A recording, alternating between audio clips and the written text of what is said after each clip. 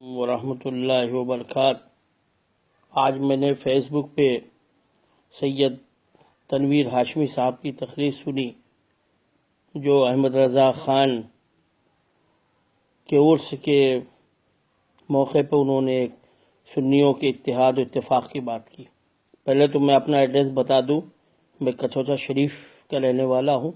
مخدوم صاحب غوث العالم اور نور نظر غوث اعظم، لخت جگر نور نظر، سید الانبیاء، خاتم الانبیاء حضور صلی اللہ علیہ وسلم کے خاندان سے ہوں، اور یہ تبلیغ اسلام کہی گئی ہے، چاہے وہ صدیق اکبر کی بات ہو، فاروق اعظم کی بات ہو، عثمان غنی کی بات ہو، جتنے بھی غلامان امام حسین آل رسول کے غلام حضور صلی اللہ علیہ وسلم کے قائد ہوئے ہیں، ان کا ایک ہی پیغام ہے: سنی وہ ہے جو آل رسول کو مان کے چلے وہ سنی ہے، جو آل رسول کو مان کے نہ چلے وہ سنی نہیں ہے۔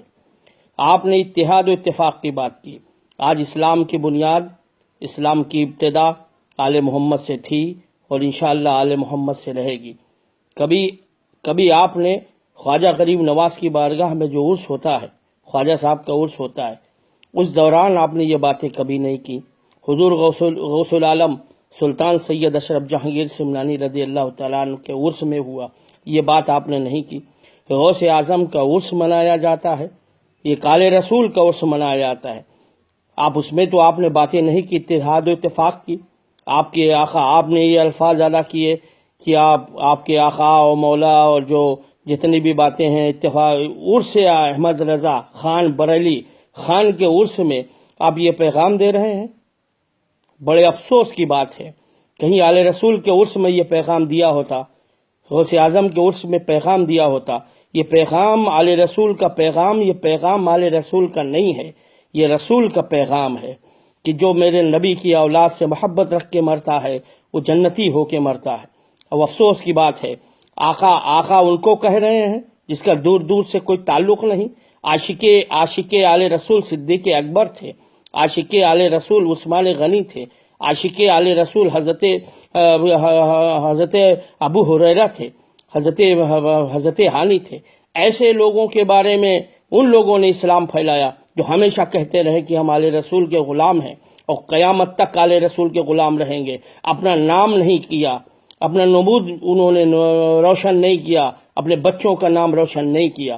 آج ایک پتہ نہیں کہاں سے یہ مسلک چلا، امام شافعی کا مسلک، امام اعظم ابو حنیفہ کے جس کے ہم لوگ آج قائد ہیں، کبھی ایسا نہیں ہوا۔ ارے اگر اللہ نے آپ کو شہرت دی ہے تو ہی شہرت لے کے جائیں، نام کی ضرورت کیا ہے؟ اور اس میں ایسا پیغام دے رہے ہیں، سنی اتحاد کی بات کر رہے ہیں، اور ایک خان کے عرس میں کبھی آپ کو توفیق نہیں ہوئی کہ خواجہ صاحب اور مخدوم اشرف اور غوث اعظم کے عرس میں کل بھی اتفاق تھا، کل بھی ہم متحد تھے، آج بھی متحد ہیں، اور انشاءاللہ قیامت تک متحد رہیں گے، اس لیے کہ ہمارے ہاتھ میں دامن غوث العالم کا ہے، غوث اعظم کا ہے، خواجہ غریب نواز کا ہے، اور ہمارے ساتھ بذات خود حضور صلی اللہ علیہ وسلم کی دعائیں ہمارے ساتھ ہیں، ہم ان کی اولاد ہیں، اور قیامت تک قرآن و حدیث کے ساتھ آل محمد ہی صرف رہیں گے۔ یہ پرچار کرنے والے اس حد تک پہنچ گئے کہ آل رسول سے بھی آگے بڑھنا چاہتے ہیں، کوئی صدر الشریعہ بن رہا ہے، کوئی آلہ بن رہا ہے۔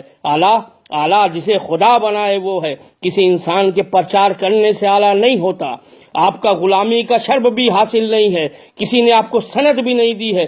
یہ آج کے مولوی جو سند دے رہے ہیں، یہ سند فانی ہے، یہ مفتی کی سند فانی ہے، یہ محدث کی سند فانی ہے، اور غوث اعظم کی سند باقی ہے، غوث العالم کی سند باقی ہے، خواجہ غریب نواز کی سند باقی ہے، امام حسین جسے سند دے وہ باقی ہے، میرے حضور جسے سند دے وہ باقی ہے، رب جسے سند دے وہ باقی ہے۔ رب نے سند آل محمد کی دی ہے، رب نے پاکی آل محمد کی بیان کی ہے۔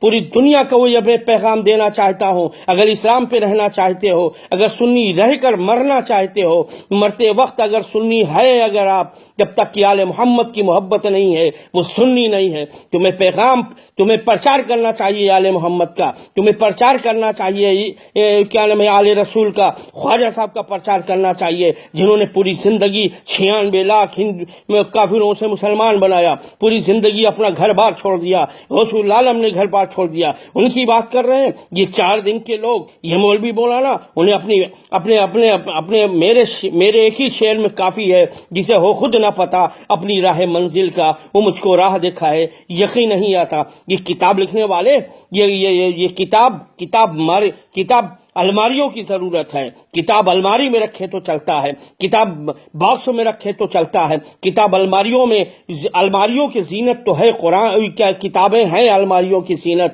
مگر زینت دل کی زینت آل محمد ہیں، آنکھوں کی زینت آل محمد ہیں، دلوں کی پہ راج کرنے والے آل محمد ہیں۔ اگر تم جینا چاہتے ہو، اگر سنی بن کے رہنا چاہتے ہو تو آل محمد کی محبت دنیا میں لے کے جاؤ۔